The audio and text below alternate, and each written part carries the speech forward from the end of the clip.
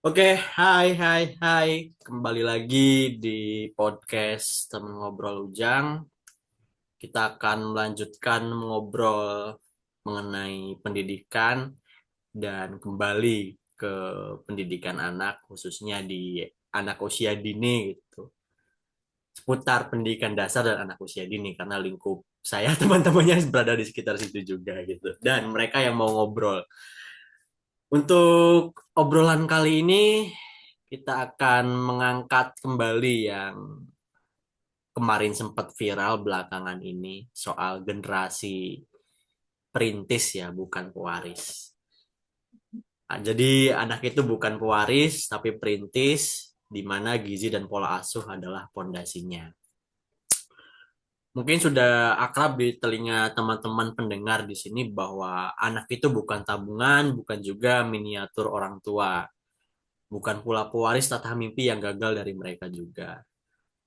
Anak adalah perintis yang kakinya kecil gitu, tapi langkahnya bisa membuka jalan baru yang belum pernah dibayangkan generasi sebelumnya.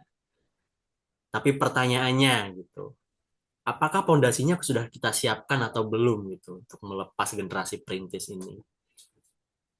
Jadi itu kaitannya dengan gizi juga ya. Gizi juga bukan soal isi piring saja ya. Pola asuh dan juga pola asuh bukan soal disiplin dan juga perintah.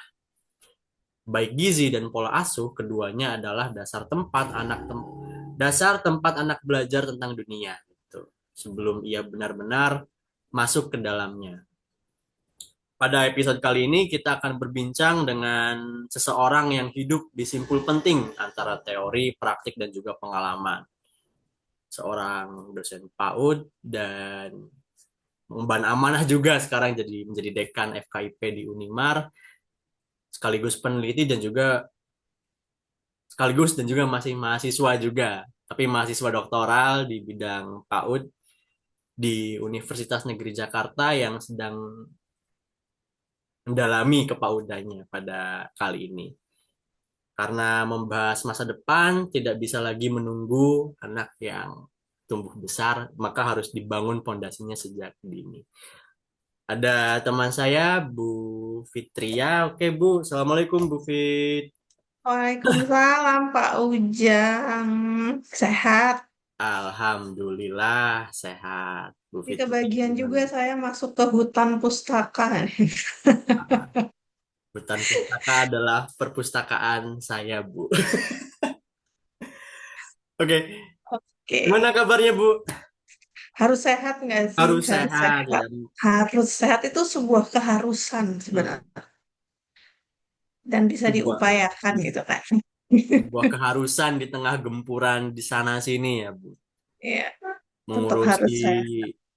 sebagai dosen, sebagai dekan, dan juga sebagai mahasiswa doktoral 3D, dosen, dekan, dan doktoral itu Iya benar. harus 3D. harus Benar-benar. sehat gitu ya. Kalau misal nggak Harus sehat pokoknya. mungkin ada hal-hal yang dikorbankan dari tiga itu. Betul, betul. Belum Betul. belum sebagai orang tua dan lain-lain. Betul. Oke, kita kembali ke topik obrolan ya, Bu. Biar tidak melenceng jauh. Nah, dalam narasi besar membangun manusia ya, Bu. Mengapa PAUD itu sering kalinya dianggap sebagai bagian dari pra pendidikan gitu, bukan sebagai pondasi utama. Oke. Kenapa dibilangnya pra pendidikan bukan pondasi utama gitu ya?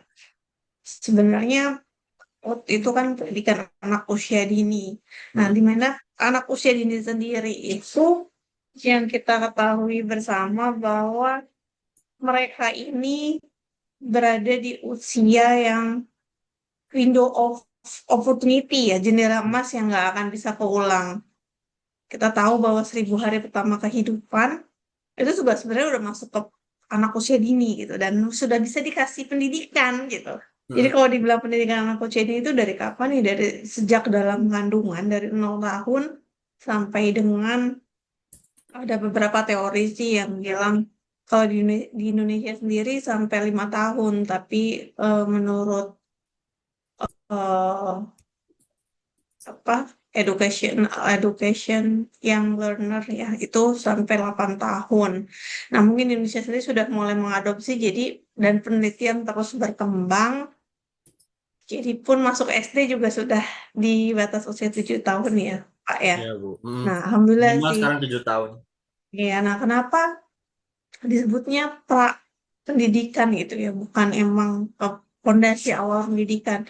Itu karena memang secara resminya gitu ya, maksudnya ketika dia eh, pengertian sempitnya aja sih kalau pendidikan anak usia dini itu ketika mereka tuh TK gitu atau PAUD ada kan. Hmm.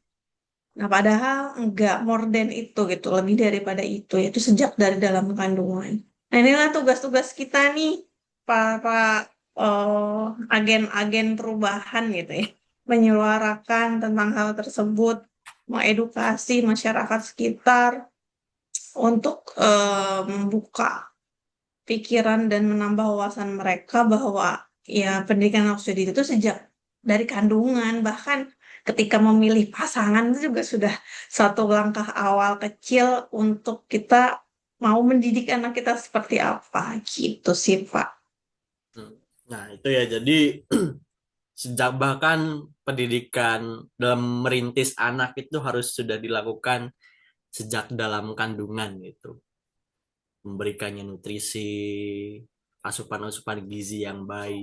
Oh, Pun pun jauh bahkan sebelum itu sejak memilih pasangan dalam nantinya so, mengedukasi anak yang lahir seperti apa.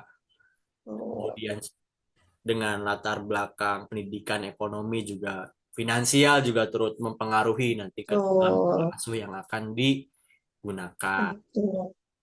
Namun di Indonesia tadi umumnya PAUD PAUD itu dari 0 sampai 5 tahun, tapi di ranah di kancah internasional di tadi ya menyebutkan educational learner itu sampai 8 tahun dan mulai Um, diadopsi gitu di Indonesia. Sehingga dampaknya itu salah satu bentuknya yaitu untuk masuk SD itu sekarang minimal 7 tahun. Secara regulasi seperti itu di bawah 7 tahun masih belum bisa untuk masuk SD karena masih tahap anak usia dini. Dan itu juga apa ya jalan dengan teori-teori pendidikan yang menyebutkan bahwa anak SD itu udah masuk tahap operasional konkret gitu. Mungkin di bawah itu masih belum. Nah, berikutnya um, Ibu gitu. gimana gimana? Banyak orang tua juga ngira bahwa PAUD itu hanya sekedar tempat bermain saja gitu. Nah, kalau dari perspektif akademisi, seberapa besar sih sebenarnya pola asuh dan juga gizi gitu terhadap masa depan anak? Nah, ini pertanyaannya sering banget ada gitu ya sampai beberapa lembaga PAUD tutup karena nggak laku gitu nggak laku Hmm. karena nggak ada muridnya karena apa karena orang tuanya menganggap sekolahnya cuma main-main doang gitu. Heeh. Padahal dari sudut pandang akademisi praktisi juga ya memang belajarnya anak usia dini ya bermain. Kalau ada yang bilang bermain sambil belajar tuh ya bermain sambil belajar itu menurut saya juga kurang tepat. Tapi yang benar adalah bermain sama dengan belajarnya anak usia dini. Jadi sama dengan. Jadi memang bermain, memang dunia mereka bermain. Nah, kenapa banyak orang tua juga yang akhirnya berpikir nggak usah lah di PAUD, di langsung aja di lembaga kursus tertentu. Toh Hmm. nanti masuk SD juga yang dibutuhkan baca tulis dan berhitung saja. Main mah bisa di rumah. Nah, main yang bagaimana yang bisa terfasilitasi orang tua di rumah kan gitu ya Hmm. pertanyaannya. Dan kita sadari bersama bahwa banyak orang tua muda sekarang yang udah sibuk sama dunianya sendiri, sama kerjaannya sendiri.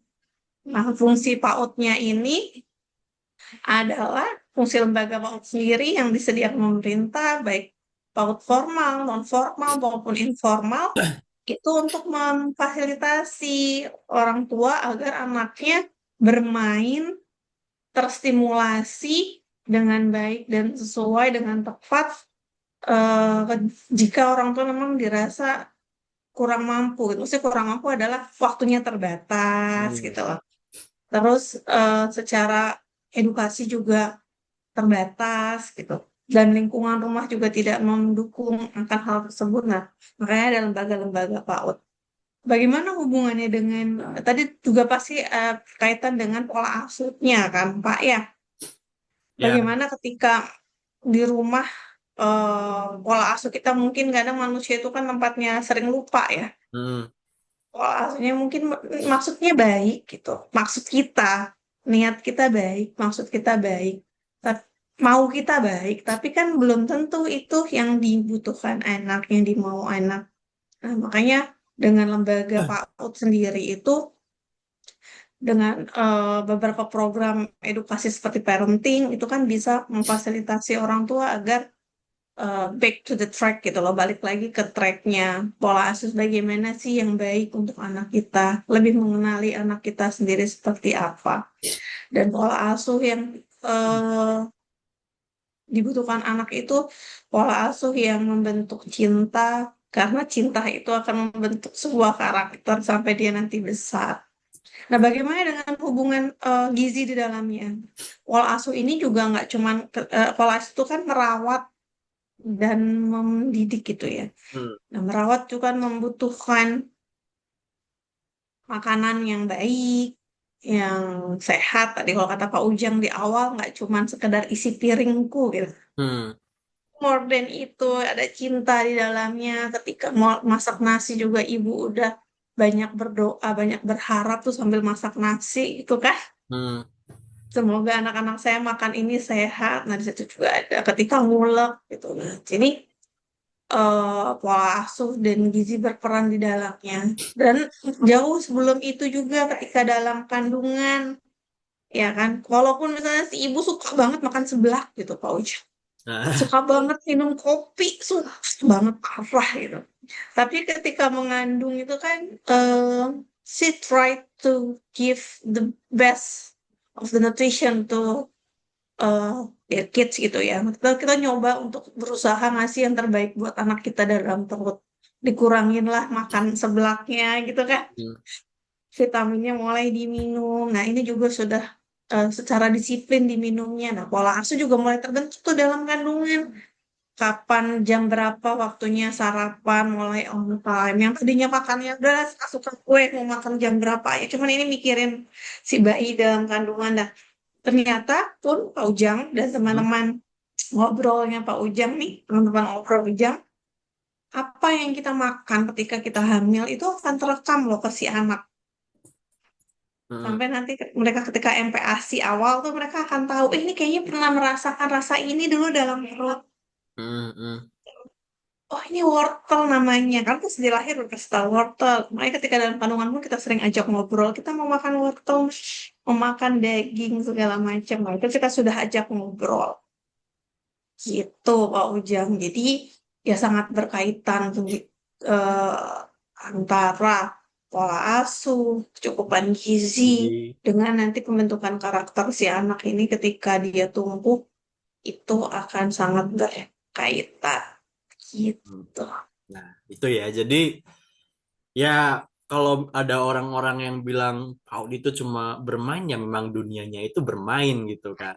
Dunianya itu bermain, tapi bagaimana sih cara menciptakan permainan atau bermain yang bukan bukan Tuh, main-main gitu istilahnya. bukan main-main, tapi memang Tapi bermain bermain gitu, bermain bermain yang effortnya. bermakna gitu kan ya, dan yang untuk mendapatkan bermain yang bermakna mungkin tidak bisa dipenuhi oleh orang tua maupun lingkungan yang memang punya keterbatasan, seperti orang tua yang mungkin bekerja 7 to 5 yang sibuk banget, mungkin lingkungan juga tidak mendukung, makanya difasilitasi oleh PAUD gitu untuk menciptakan bermain, dan bermainnya itu bermakna gitu, bukan hanya sekedar main-main saja gitu. Dan artinya apa di sini PAUD juga memfasilitasi gitu ruang tumbuh kembang anak yang tidak didapatkan di rumah. Nah, di PAUD juga memperhatikan permainannya seperti apa gitu, untuk mengasah motoriknya kah, untuk mengasah kemampuan psikologisnya atau psikis kah, mengasah karakternya, mengasah kemampuan berbahasa dan lain-lain sebagainya. Itu sudah didesain sedemikian rupanya gitu agar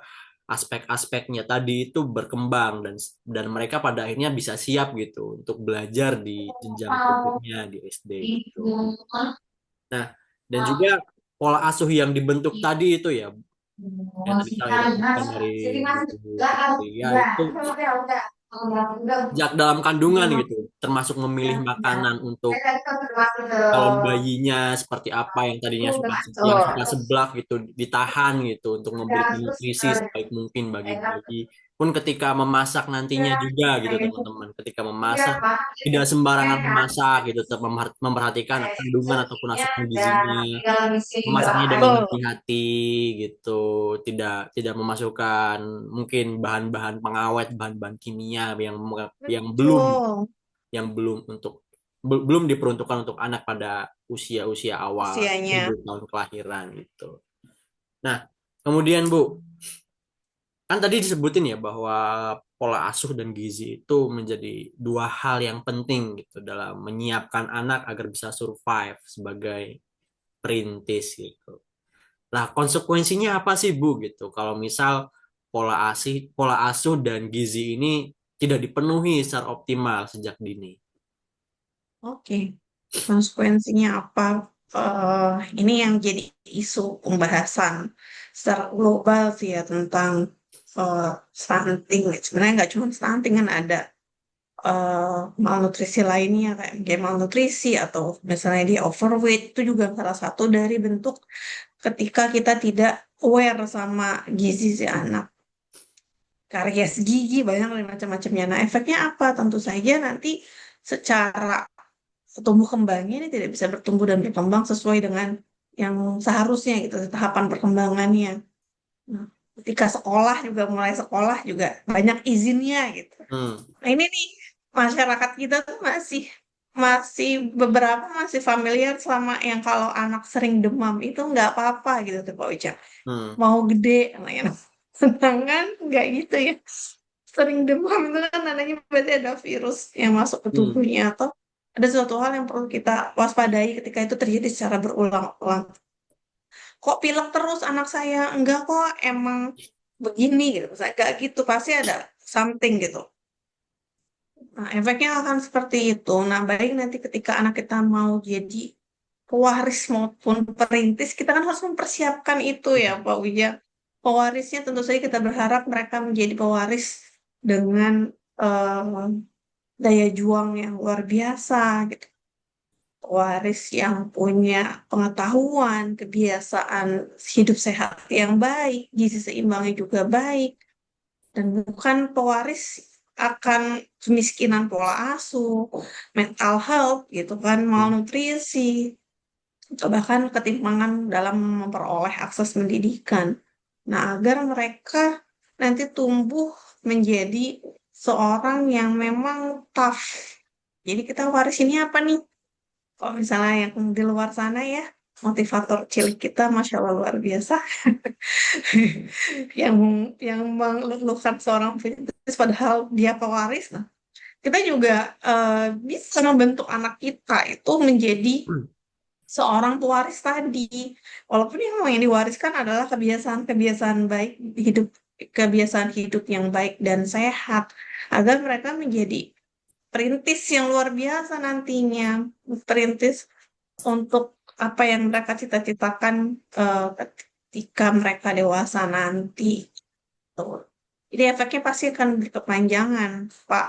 Akan ngaruh, jadi mudah cemas gitu kan, mental health-nya juga pasti terganggu kalau misalnya gizinya tidak baik. Kan namanya sehat itu menurut WHO itu adalah sehat menurut jiwa, sehat dari jiwanya, raganya itu semua sehat. Itu namanya sehat. Jadi anak sehat tuh seperti itu. Nggak ada, kalau misalnya kita masih stres, masih, berarti kita nggak sehat. hmm. Karena sehat sendiri menurut WHO tuh tadi sehat mental, fisik, semuanya tuh sehat. Gitu Pak Ujang, Ya itu ya teman-teman. mulai meluruskan kembali bahwa sehat itu parameternya bukan fisik saja gitu, tapi Betul, ada keadaan ada kondisi psikis juga gitu. Ketika betul. teman-teman stres, tertekan itu bisa dikatakan teman-teman juga kurang sehat gitu. Iya, dan stres sama kan itu juga kan ada pengaruhnya dari pola makan juga ternyata. Hmm, Itu ya. Jadi makanya kalau misalnya udah berasa, aduh kayaknya perlu doping nih, nah, maksudnya doping tuh, oh minum Doping coklat dalam dulu, yang tanda kutip yang manis-manis, iya, positif yang ya. manis-manis dulu gitu loh. Atau olahraga ketika kita stres ya, kita lari pagi misalnya, ternyata itu berpengaruh gitu loh Pak Ujian. Kita Hmm. bergerak gitu loh, harus bergerak. Makanya kalau misalnya udah mulai berasa stres atau misalnya merasa sumpah, tertekan, bosan, nah coba balik lagi nih, apa makanan yang sudah kita konsumsi akhir-akhir ini, Hmm. apa kegiatan fisik yang sudah kita lakukan, apakah cuman mageran, rebahan, scroll handphone, yang jelas mungkin stres nantinya. Nah, Atau mungkin jalan-jalan santai sebentar gitu lah, dalam sore atau jalan pagi. Nah, itu juga sudah bisa merilis emosi emosi kita. Jadi memang ada hubungannya gitu antara kebiasaan hidup sehat dengan tingkat tadi ya, saya stres tadi. nah, ya itu ya soal merilis stres gitu. Semua orang juga punya caranya masing-masing. Yang harus Gitu. diketahui adalah mengenali cara itu seperti apa. Ada yang merilisnya dengan olahraga, ada yang merilisnya dengan jalan-jalan atau dengan sejenak mengonsumsi makan makanan manis ataupun bermicin, it's okay, nggak apa-apa gitu. Hanya sebatas untuk merilis stresnya gitu. Dan tadi ya konsekuensi dari gizi dan pola asuh yang tidak dipenuhi secara optimal ya, yang kalau kelihatan dari segi medis dan klinis mungkin bisa menyebabkan stunting, malnutrisi, termasuk malnutrisi itu adalah overweight gitu, tidak melulu soal kekurangan nutrisi, bahkan kelebihan nutrisi juga dikategorikan sebagai malnutrisi. Jadi kalau anaknya sudah terganggu secara medis, mungkin nanti tumbuh kembangnya juga tidak menjadi optimal gitu, tidak optimal lagi. Anak akan menjadi bolak-balik masuk rumah sakit atau cek kesehatan gitu, dan itu mengganggu ya, mengganggu proses tumbuh kembangnya. Maksudnya gini, anak jadi terganggu, tidak bisa bermain dengan optimal, tidak bisa mendapatkan permainan bermakna itu karena harus mengurusi kesehatan, terutama gizinya yang entah kekurangan ataupun kelebihan. Makanya itu ya penting gitu bagi orang tua untuk mengecek secara rutin kondisi anaknya seperti apa, kondisi Oh. gizinya seperti apa. Ketika ada demam tadi ya disebutkan ya, bukan bukan tanda bahwa anak itu mau gede. Dan mau tidak mau harus didiagnosis tuh demamnya itu kenapa. Betul, betul. Jangan jangan sampai nanti kita tidak konsultasi kepada dokter ataupun kepada ahlinya, maka kalau dibiarkan bisa bertambah fatal gitu. Tidak, tentu kita tidak mau menginginkan hal-hal seperti itu. Jadi ya jangan Betul. jangan jangan sok tahu juga gitu. Kalau menghadapi kondisi-kondisi medis ya percayakan pada ahlinya gitu.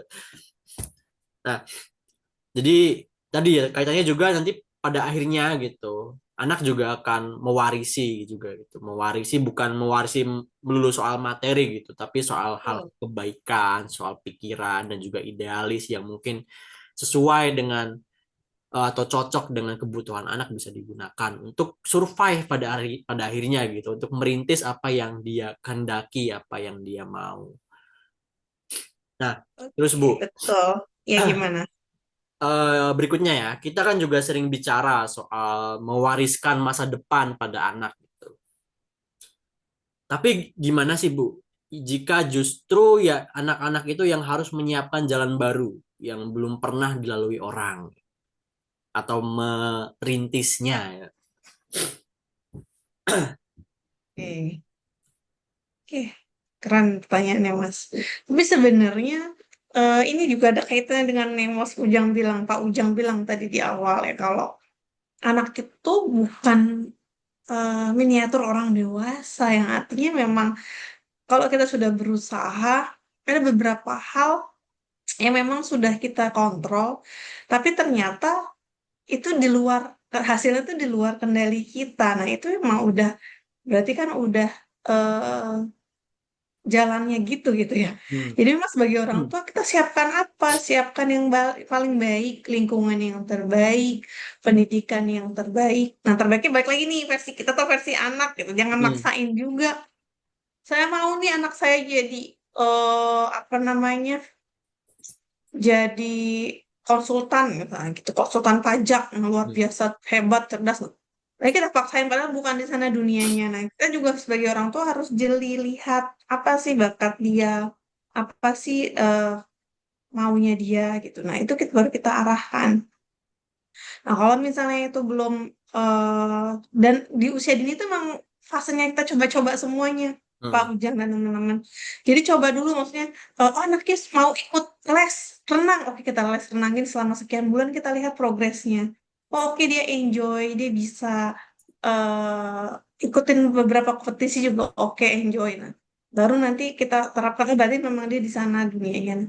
Karena kita siapkan dulu yang terbaik. Jadi usaha kita sebagai orang tua itu yang mempersiapkan lingkungan yang bisa kita setting untuk dia dapat kesempatan bagus, kesempatan baik, hal-hal baik. Karena menurut hasil penelitian itu 80% kesuksesan anak itu dari kontribusi orang tua.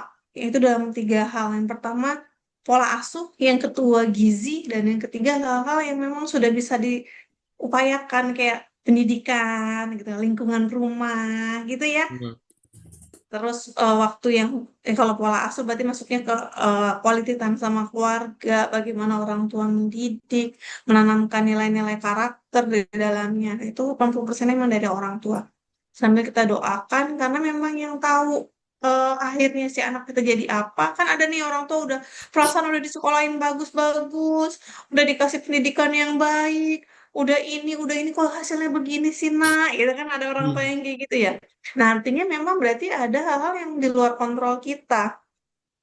Karena pendidikan anak usia dini itu hasilnya itu baru kita bisa lihat, bisa kita petik itu 10, 15 tahun, bahkan 20 tahun kemudian. Jadi panjang.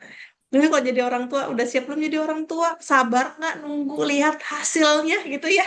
Kan panjang ya hasilnya, nggak yang makan cabai langsung berasa pedesnya Hmm. sepanjang prosesnya. Jadi sabar nggak, kita konsisten nggak ngasih hal-hal baik tersebut gitu sampai nanti kita lihat kita petik ketika dia sudah dewasa gitu, dari 15 tahun sampai 20 tahun kemudian jadi seseorang yang seperti apa dia. Nah, itu adalah cerminan atau hasil dari yang kita berikan ketika mereka masih anak usia dini gitu. Jadi kita upayakan yang terbaik untuk mereka agar mereka bisa eh, berdiri di kakinya sendiri gitu ya, mewarisi hal-hal baik yang sudah kita tanamkan sebelumnya. Jadi tidak melulu soal materi.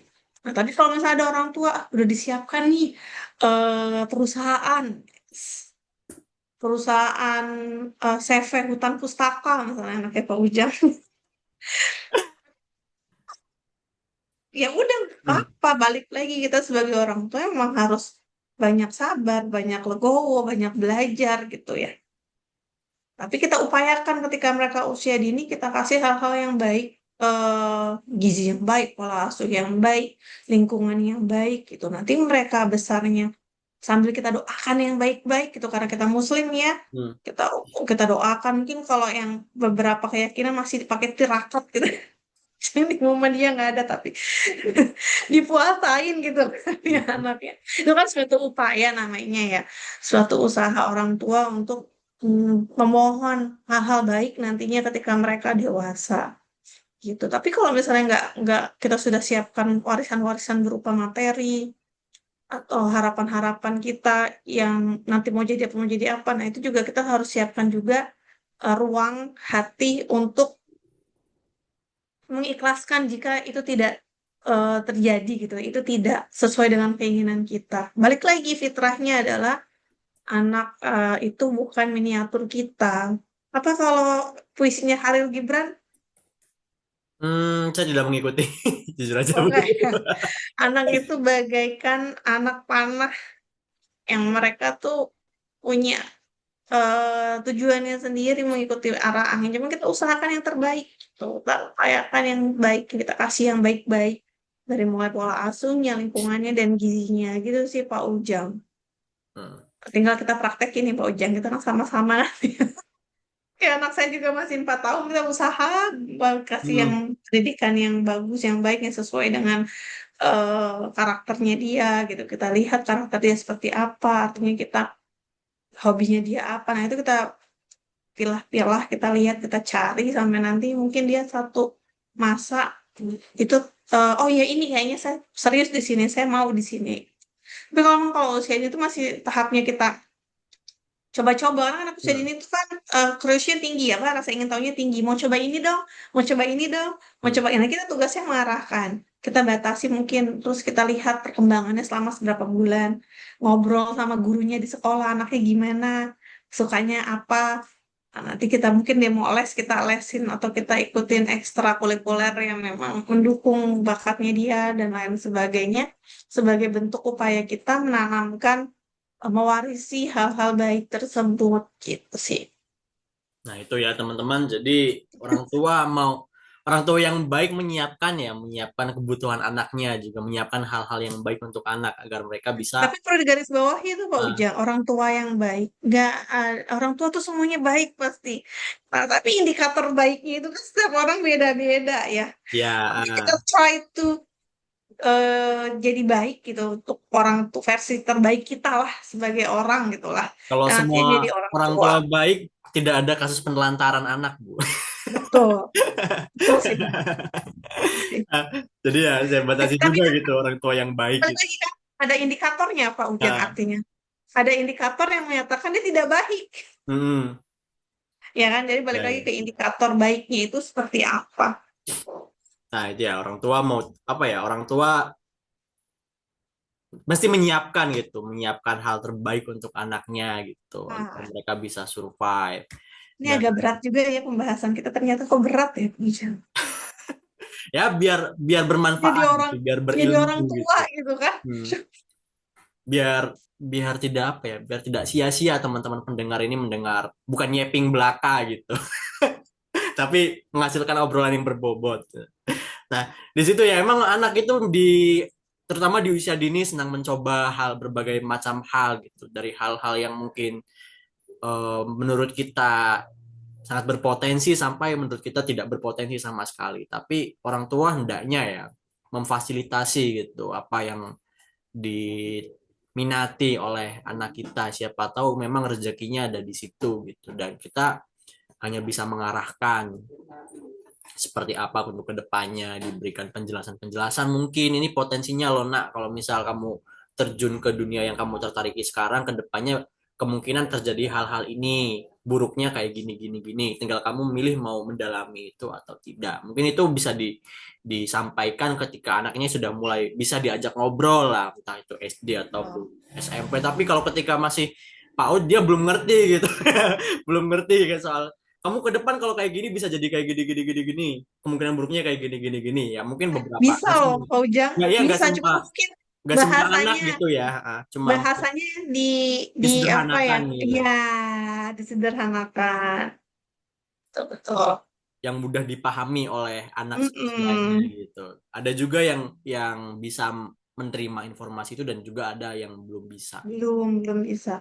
Nah, ini ada kaitannya juga Pak Ujang dengan lembaga PAUD itu sendiri. Ketika orang tua tuh kayak merasa eh, ragu-ragu sih udah tepat belum ya kita dalam mendidik anak gitu kan ya. Mhm. Nah, itulah makanya ada lembaga PAUD yang programnya itu beberapa tuh ada tentang parenting tadi, jadi di awal juga sudah dibahas. Jadi kita diajak untuk diingatkan kembali itu ya, belajar lagi jadi orang tua karena jadi orang tua itu kan belajar sepanjang hayat, Ya. gitu, belajar sepanjang hidup. Ya, kita belajar terus jadi orang tua yang baik tadi ya dengan indikator baik kita gitu ya Pak Ujang. Dengan indikator yang baiknya itu seperti apa? Kita trying terus coba-coba terus untuk berusaha lebih baik. Ketika kita merasa kemarin kurang baik, kok benci mulu nih dalam seminggu ya, minta maaf lalu kita perbaiki gitu kan. Nah, di sekolah ini, lembaga PAUD ini, kalau banyak orang tua udah nggak usah dipautin. Sebenarnya dengan dia sekolah di PAUD, join gitu di lembaga pendidikan anak usia dini, entah itu PAUD, SPS, maupun Radatul Anfal, ataupun TK gitu ya, Mhm. atau kelompok bermain, atau misalnya daycare. Ketika kita lihat programnya jelas, kurikulumnya bagus, nah di sana biasanya akan ada program anak, ya sorry, orang tua itu dikasih parenting juga, Hmm. dikasih pendidikan juga orang tuanya, diingetin kembali yuk, kembali on the track. Nah, juga ada kegiatan yang memperhatikan eh, tumbuhannya gitu loh, tentang gizinya, tinggi badannya, berat badannya, ada kegiatan makan sehat bersama yang mungkin kadang orang tua jarang nih makan bareng satu meja sama anaknya gitu. Hmm. Pun kalau makan, mamahnya makan, ntar anaknya disuapin gitu kan ya sama bapaknya, atau enggak bapaknya makannya malam nggak ketemu lah, nggak pernah satu meja. Padahal makan bersama itu momen yang luar biasa untuk anak usia dini gitu. Dan makannya itu juga kan nutrisinya tentu saja diperhatikan kalau di sekolah ya, makan Hmm. sehat namanya, kayak program presiden kita sekarang Hmm. Makan ya. bergizi gitu. Padahal jauh sebelum itu, di PAUD, di Lembaga Pendidikan Anak Usia Dini sendiri kita sudah ada loh.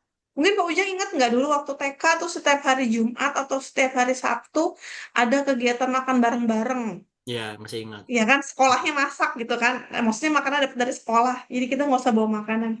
Nah, sebenarnya udah ada dari zaman dulu di TK tuh udah ada. Ini momen penting banget untuk memperhatikan asupan gizi anak usia dini. Walaupun memang dapetnya seminggu sekali dulu kan. Sekarang gaungkan kembali dengan program yang tidak hanya TK yang dapat, SMP, Hmm. SD, SMP, SMA semua dapat. Tapi kita mahasiswa S3 nggak dapat, Pak Ujang. Tidak masuk kategori Bu, karena kita sudah bukan masa tumbuh kembang lagi gitu. Iya ya. Kalau kalau dapat ya sangat disyukuri gitu, terutama bagi teman-teman yang ngekos gitu tidak mendapatkan beasiswa itu sangat. Iya, betul. Nah, kemudian Bu, pola asuh juga kan sebenarnya sering dipengaruhi oleh nilai budaya yang dianut oleh orang tua ataupun masyarakat, gitu. Nah, menurut Bu Fitria gitu, apakah semua nilai-nilai budaya itu masih relevan nggak sih dengan konteks tumbuh kembang anak pada masa kini?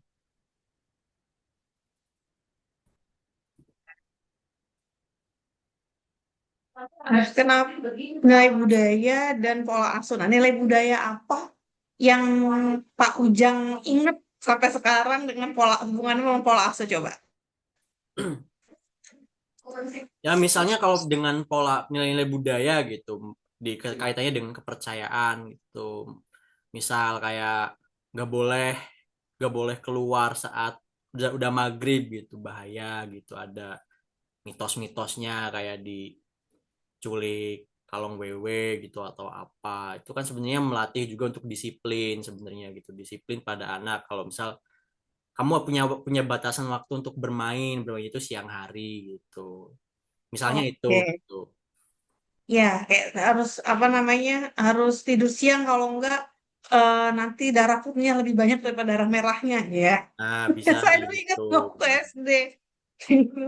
Terus ya kalau keluar maghrib gitu kan, main Hmm. maghrib. Nah, sebenarnya masih relevan atau tidak? Ada beberapa yang masih relevan, dan budaya-budaya yang baik itu memang tentu saja masih relevan dan harus di tetap di ini kan ya apa namanya, diterapkan gitu. Tapi ada beberapa juga yang menurut saya pribadi sih ya sebagai peneliti itu juga ada yang harusnya sudah mulai mengalami pergeseran. Kayak misalnya eh, kalau budaya ini nih Mas, Pak Ujang dan teman-teman, ketika habis lahiran nggak boleh makan yang amis-amis, Hmm. makannya sayuran aja. Nah itu enggak, itu salah. Itu kan ada hubungannya juga ya, ada pola makan. Kenapa? Karena sebenarnya ternyata habis lahiran tuh butuh banyak protein gitu Hmm. kan. Tapi malah suruh makan sayuran doang gitu. Padahal kita butuh protein. Kenapa nggak harus seimbang sih? Gitu. Nah itu salah satunya. Kenapa juga di sisi lain, kenapa masih relevan? Karena akan membentuk identitas si anak gitu. Membentuk nilai budaya itu akan membentuk jati dirinya si anak. Bagaimana dia mampu memahami serta menginternalisasikan nilai budaya yang ditanam di keluarganya sebagai nilai budaya lokal sehingga mereka mempunyai landasan yang kuat untuk nantinya dia survive di kehidupan di luar sana. Ya, misalnya harus salim sama orang tua, tidak boleh memotong pembicaraan orang Hmm. tua, gitu kan masuk ya. Hmm. Salim gitu, manggil orang tua nggak namanya aja, Hmm. boleh duduk di atas meja, gitu kan. Makan menggunakan tangan kanan, walaupun ketika nulis dia tangan kiri. Orang tua kan itu juga masuk ke nilai budaya ya, Pak Hmm. Ujang Betul. dan teman-teman. Dan sebagai bentuk landasan moral dan etika, gimana mereka paham, belajar moral yang baik, etika yang baik, itu dari pola asuh di dalam rumah. Eh, Nilai budaya pakai baju apa namanya, bajunya tuh eh, harus rapi, gitu, disetrika dulu, misalnya, apalagi kalau mau sekolah, beribadah tepat waktu gitu ya. Nah, ini juga akan meningkatkan kohensi keluarga di dalamnya, gitu. Jadi ketua, tentu saja keterlibatan orang tua, keterlibatan keluarga di dalamnya itu dalam memberikan dukungan secara sosial dan emosional untuk si anak akan sangat amat mendukung tumbuh kembangnya. Jadi memang kalau ditanya masih sangat aditif dan relevan atau enggak, iya masih gitu. Jadi ada beberapa hal yang relevan dan juga tetap ada yang tidak relevan gitu. Yang enggak, ya kayak Hmm. misalnya udah perempuan ini kan budaya zaman dulu ya Pak. Apa sih? Perempuan tuh gak usah sekolah tinggi-tinggi. Hmm. Kita balik lagi ke dapur, kasur, sumur. Umur. Hmm. Itu kan enggak ya, enggak gitu kan. Semua punya Sudah tidak cita-cita tidak yang relate sama. lagi dengan Enggak abad relate dua kalau puluh itu satu sangat amat ini. enggak relate. Iya, anak perempuan, anak laki-laki nggak usah belajar masak, nggak boleh. Hmm. Nah, itu kan juga udah nggak relate ya. Hmm. Katanya anak laki-laki jangan main boneka. Loh, padahal itu harus apa namanya, menumbuhkan empati dia juga tadi, nilai-nilai sosial emosional dia ketika nanti dia menjadi seorang ayah gitu. Mikirnya jauh banget sampai seorang ayah kan masih anak usia dini loh. Justru itu dari usia dini ditanamkan, dipercaya gitu. Hmm. Kalau mereka juga nggak apa-apa, fine untuk mereka juga nanti mengasuh anak. Nggak melulu yang namanya bapak itu bekerja, ibu di Rumah. rumah. Kan juga nilai budaya yang zaman dulu banget gitu ya, Pak Ujang. Nah, itu sudah tidak relevan kalau menurut saya.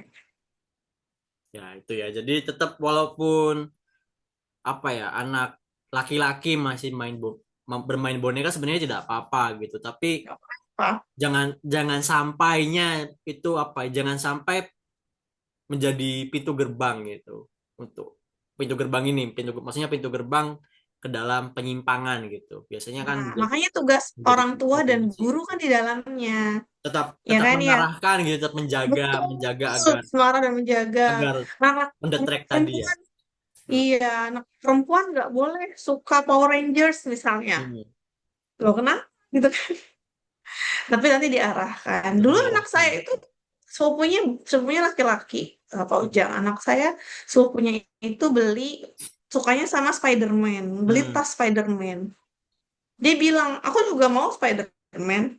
Hmm. Tapi ada nggak Spider-Man yang perempuan? Nah, kan nanti dia paham ya, oh dia tuh Hmm. perempuan. Tasnya aja, tasnya tuh Spider-Man atau Iron Man gitu dia bilang. Hmm.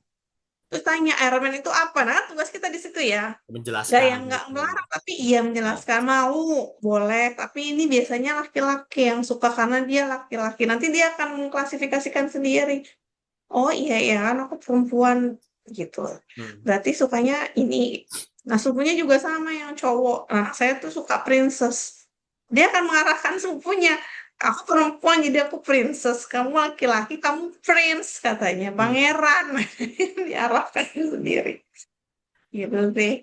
Nah, ya itu ya, tetap harus mengarahkan kewajiban orang tua agar tidak terjadi penyimpangan.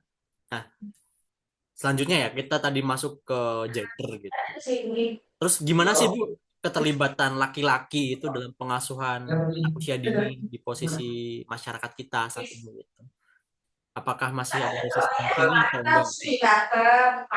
Gimana? Kalau enggak, Gimana sih Bu keterlibatan laki-laki gitu dalam pengasuhan anak usia dini saat ini di masyarakat itu? Apakah Masih ada resistensi terhadap itu atau enggak, Bu?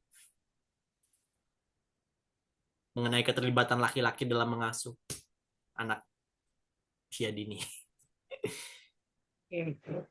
Nah, ini penting sih ini ya, penting banget Pak. Ujang laki-laki gitu ya. Hmm, Masih ada nggak sih resistensinya dalam pola pengasuhan laki-laki dan perempuan? Masih sih, tapi perlahan itu mulai berubah seiring dengan meningkatnya kesadaran akan peran ayah dan perkembangan anak gitu ya. Kita juga hasil penelitian membuktikan bahwa di Indonesia ini fatherlessnya tuh tinggi banget ternyata. Jadi ada ayahnya, ada bapaknya, cuman yang masih tadi tuh nilai-nilai moral zaman, nilai-nilai budaya zaman dulu masih suka dipakai. hmm, Cuman apa? Cari uang, terus pulang gitu ya, karena hmm, ibu lah yang memiliki peran utama dalam mendidik anak. Enggak gitu sebenarnya. Sebenarnya anak juga bisa melihat gender apa ya, gender role gitu loh. Contoh-contoh yang bisa di eh, menjadikan idealnya role modelnya si anak. Oh, nanti saya kalau punya bapak itu harus yang gini, kasih sayang penuh gitu kan. Ya laki-laki, standar laki-lakinya pun terlihat kalau dia memiliki peran di dalamnya. Tapi memang di perdesaan itu masih sangat amat nampak. Cuman makin ke sini enggak deh, dan kayaknya akses informasi tadi ya parenting itu juga sudah mulai ada di mana-mana. Bahkan posyandu di beberapa tempat juga sudah ada tuh kelas-kelas parenting untuk orang tua, untuk ayah dan ibunya. Nah, pemerintah sendiri juga dari beberapa eh, apa ya, beberapa momen baik nasional maupun internasional juga sudah ada kayak gerakan ayah ASI hmm, gitu, parenting untuk ayah gitu kan. Terus cuti ayah juga udah mulai ada di undang-undang ya. Pak Ujang hmm. pernah dengar kan? Boleh mengajukan cuti ketika istrinya melahirkan. Nah, itu juga salah satu bentuk untuk melibatkan si ayah di dalam. Walaupun kita nggak tahu nih di dalamnya seperti apa. Nah, inilah eh, kita ketika mencari pasangan harus satukan visi misinya dulu, sama-sama belajar gitu. Mungkin eh, nanti ke depannya harusnya ketika mau menikah itu persiapan pra pernikahannya itu dari KUA lebih luar biasa, memasukkan poin-poin atau kajian-kajian parenting di dalamnya kali ya, biar Hmm. makin enak gitu. Jadi memang peran ayah nggak melulu hanya mencari Dari nafkah, uang. tapi ya sama. Kalau dalam Islam sendiri kan ayah itu, suami itu dan seorang ayah tentunya kan harus menjadi imam ya, imam yang baik. Kalau katanya madrasah pertama anak itu ibu, nah berarti kepala sekolahnya ayahnya. Jadi Hmm, kan harus ada keterlibatan di dalamnya. Hal-hal kecil deh, mandiin, bermain bersama gitu ya. Bukannya berdamping, bersanding, tapi bukannya bermainnya itu harus ada gitu, bukan bukan berdampingan, tapi mendampingi. Berdampingan dengan mendamping itu beda ya? beda, beda, beda. Beda. Jadi saya harus mendampingi, bukan berdampingan. Malah salah. Kalau berdampingan kan sibuk-sibuk sendiri-sendiri kan. Hmm. Kalau mendampingi, Ya mendampingi ya lebih ke menemani gitu. Kita ada nah masih ada, memberikan kontribusi juga di situ gitu. ada poin di dalamnya itu. Nah, itu cari kayak apa namanya, satukan dulu nih visi misinya, dan Hmm. itu kan apa namanya, laki-laki yang mau turun ke dapur, turun ngasuh anak itu kan nggak serta-merta muncul begitu saja Pak Ujang, kalau itu tidak Hmm. dibiasakan dari pola asuh yang Langsung. dibangun sejak dia di rumah dulu. Nah, pola asuh yang sudah terbentuk sekian puluh tahun lalu menikah, dapat istri yang mengharapkan dia bisa ada kontribusi, kan serta-merta langsung berubah. Hmm. Perlu ada komunikasi di dalamnya, ngobrol lagi maunya gimana, harus seperti apa. Nah, kalau itu nggak ketemu, Nah, artinya perlu diperhatikan kembali nih, jodoh kita atau bukan gitu ya. Maksudnya, ini bener nggak nih mau diseriusin gitu? Karena pola asuh itu ya harus dari kedua belah pihak, ibu dan ayah. Bisa ibunya doang, ayahnya cuma nyari uang, nggak bisa. Harus ada kedua belah pihak yang tadi ya poinnya. Hmm, Harus mendampingi, bukan berdampingan. hmm, itu ya. Jadi karena suami dan ayah itu pada akhirnya akan memimpin rumah tangga gitu. Dalam memimpin juga kalau ingin memimpin ya hendaknya juga menyatukan visi, menyatukan rasa gitu, Tuh, agar agar pemimpin juga bisa membawa anggotanya gitu untuk ke arah yang lebih baik. Ya salah satunya dengan mendampingi ya, mendampingi anak dan mendampingi kan bisa apa ya, menghubungkan perasaan antara ayah dan anak, terutama mungkin karena terpisah pekerjaan gitu misalnya ya. Mungkin ayahnya sibuk dari jam 7 sampai jam 5, mungkin setelah itu kan bisa bermain-main gitu untuk mungkin mungkin bisa jadi juga karena anak-anak juga membutuhkan peran ayah gitu dalam hidupnya. Ya salah satunya dengan bermain tadi karena masa anak itu masalah masa bermain.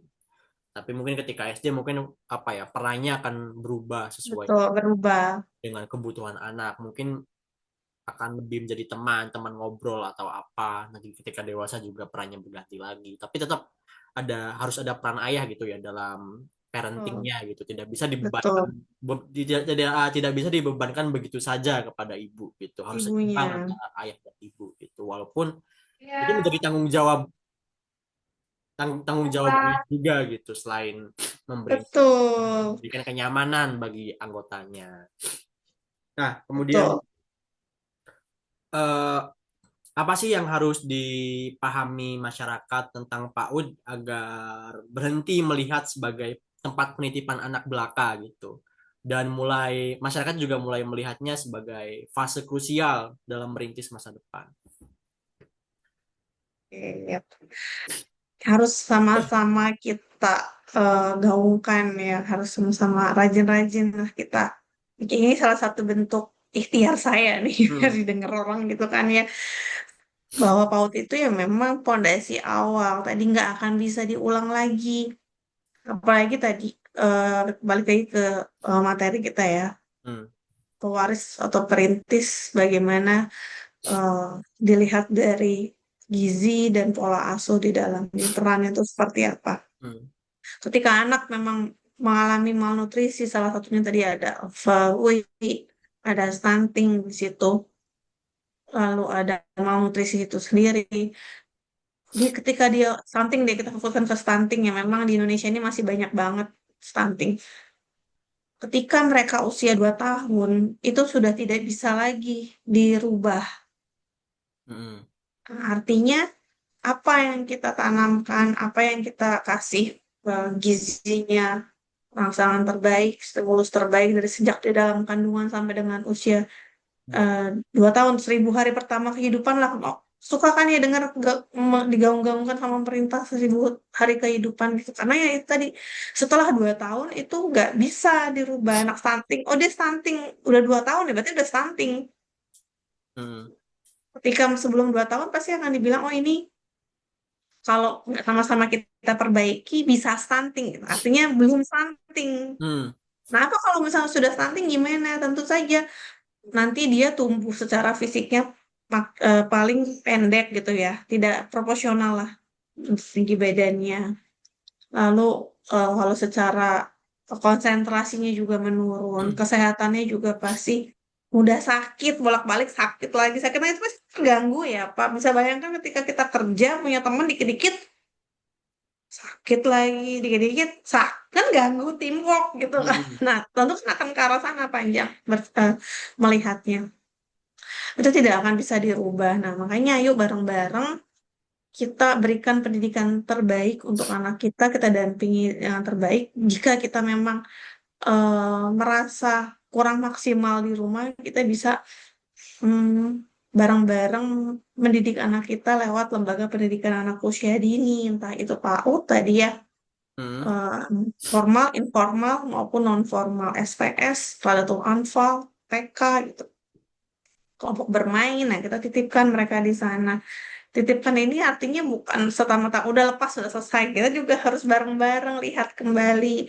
Kalau ada rapat datang gitu ya. Kalau misalnya bilang, ah TK mau uang melulu.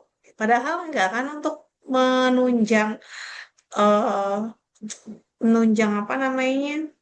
Ya tadi menunjang program-program bermain mereka untuk menstimulasi pertumbuhan dan perkembangannya mereka di sekolah.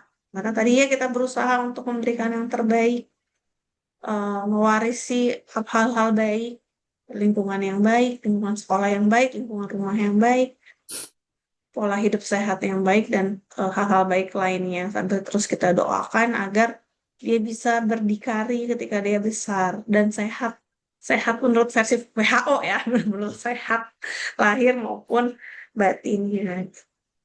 Bareng-bareng kita sama-sama percayakan pendidikan anak usia dini kita, anak-anak kita di lembaga yang memang sudah ada di sekitar kita karena masa-masa emas mereka, golden age mereka tidak bisa terulang kembali dan ini merupakan window of opportunity, jadi jendela emas yang nggak akan bisa terulang lagi pokoknya gitu sih Pak Ujang. Itu ya yang harus diketahui masyarakat gitu bahwa PAUD itu bukan sekadar tempat penitipan anak gitu. Di Oh, situ justru dibentuk fondasi gitu, fondasi anak yang bukan bukan berbeda ya, dan maksudnya itu berbeda dengan fondasi rumah. Ketika fondasi rumah sudah berdiri masih bisa diganti gitu, tapi kalau anak ketika fondasinya sudah jadi begitu ya begitulah hasilnya gitu, tidak bisa kita ubah lagi. Itu ya core poinnya di situ gitu ya. Kalau sudah oh. terjadi begitulah ya, ya itulah yang kita tabur gitu, itu hasilnya seperti itu. Nah terakhir Bu, jika ada satu pesan nih, satu pesan yang ingin Bu Fitria sampaikan pada calon orang tua tentang membesarkan anak sebagai perintis dan bukan pewaris, pesan apa yang ingin disampaikan kepada calon orang tua itu? Oke, closing statement nggak nih? Closing Ya, statement. sekalian closing statement. Pesan apa? eh, Walaupun kita merasa belum baik, gitu, karena Hmm, belum pasti kita merasa belum baik, tapi selalu mencoba menjadi orang tua yang baik. hmm, Walaupun kita masih suka makan Indomie, Indomie bagus tuh, emang enak banget sih kayak. Tapi di hadapan anak kita, ya kita tahan untuk tidak makan itu, gitu kan istilahnya seperti itu. Jadi selalu terus berusaha menjadi pribadi yang baik setiap harinya, jauh lebih baik setiap harinya, walaupun kita tahu kita memang belum sebaik itu, tapi kita mencoba terus menjadi memperbaiki diri, memperbaiki karakter kita, hal-hal yang kurang baik kita perbaiki agar anak kita bisa melihat kita dengan versi terbaik kita. itu ya. Itu Jadi sih, Pak. tetap terus memperbaiki diri bagi teman-teman yang Betul. orang tua yang masih belum baik, masih ada waktu gitu, masih ada kesempatan, ada second chance lah gitu, ada Dan satu lagi, hmm, jangan segan untuk minta maaf ke anak nantinya. nah itu Dan minta juga. maaf untuk diri sendiri itu yang susah kan. Mm-mm. Minta maaf, berterima kasih, dan mencoba untuk terus menjadi yang versi terbaik, menjadi diri kita versi terbaik. Nah, itu ya. Ininya kesadaran ya, kesadaran bahwa calon orang tua juga masih dan apa calon orang tua juga masih dalam proses belajar gitu. Dalam belajar juga kadang tidak luput dari yang namanya salah gitu. Betul. Maka berbesar hatilah gitu untuk meminta maaf gitu. Itu bisa jadi upaya refleksi dan kontemplasi, memperbaiki diri juga gitu pada akhirnya ke situ, dan ingin menciptakan kondisi terbaik entah itu bagi anaknya maupun bagi komunikasi orang tua dan anak maupun untuk orang tua sendiri. Jadi itu ya intinya harus mau memperbaiki diri untuk teman-teman calon orang tua mumpung masih belum menjadi orang tua. Ini waktunya memperbaiki diri sebaik mungkin untuk menjadi versi terbaik bagi anak di masa yang akan datang. Oke, itu teman-teman. Jadi banyak yang berpikir juga anak itu akan tumbuh dengan sendirinya. Padahal tak ada pertumbuhan yang netral. Semuanya dibentuk oleh kasih sayang, oleh asupan, oleh tutur kata, oleh pelukan, dan oleh cara pandang. Kalau ingin masa depan berubah, ya bukan kurikulum di bangku kuliah yang perlu kita bongkar duluan, gitu. Tapi isi dapur dan dinamika di ruang keluarga. Anak juga bukan penerus, dia bukan juga pengulang sejarah gitu.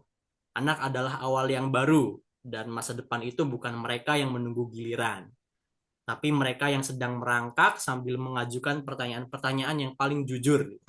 Dan tugas kita mungkin bukan menjawab semua itu, tapi menciptakan dunia yang cukup sehat dan hangat agar mereka berani bertanya lebih jauh.